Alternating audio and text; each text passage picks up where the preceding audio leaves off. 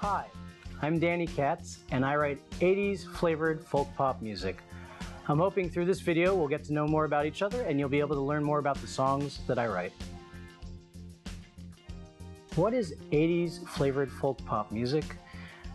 I'm a child of the 70s and the 80s. I grew up listening to my parents' vinyl. They had a lot of 70s, 60s records too, so we've got the Beatles, Peter, Paul, Mary, Carpenters, Leonard Cohen. But I'm also a child of the 80s, and that influences the music that I write. So think of it as folk music with an 80s twist.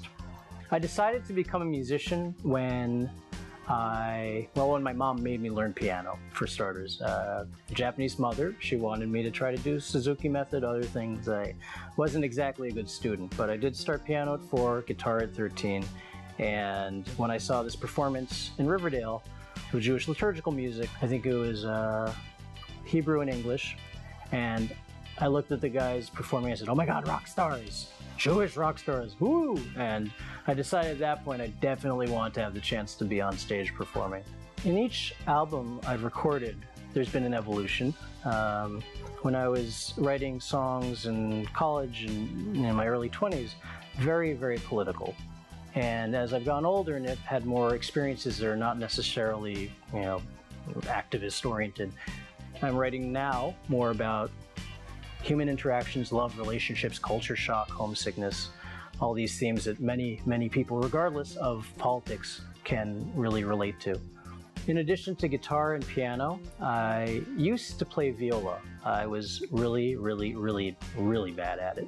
But I stuck with it for 5 years, and there's a viola sitting around somewhere in the suburbs of New York that has not been loved.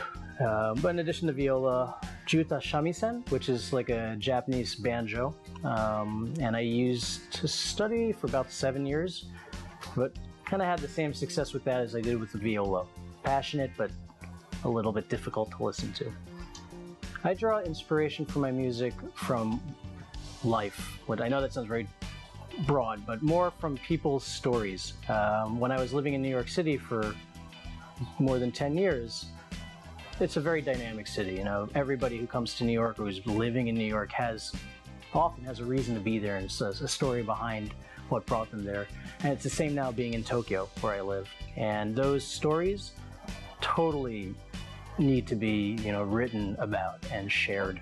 I decided to do a Kickstarter project a month ago to raise funds for what's going to be, I believe, my 8th album. And we're actually in the process of recording right now in Brooklyn. But I decided to do Kickstarter because I want an opportunity for my fans, my friends, and family to really take an active part in making this project come to fruition. Recording is expensive, but it was very validating too. I was able to raise $3,000 in 2 weeks, so it's good to know that people are supporting what I do creatively, and that I can give something back to them for their involvement. If I could tell my fans one thing, it would be, and I know this sounds perhaps used very often, but really follow your dreams. And what I mean by follow your dreams is find something you care about, whatever it is.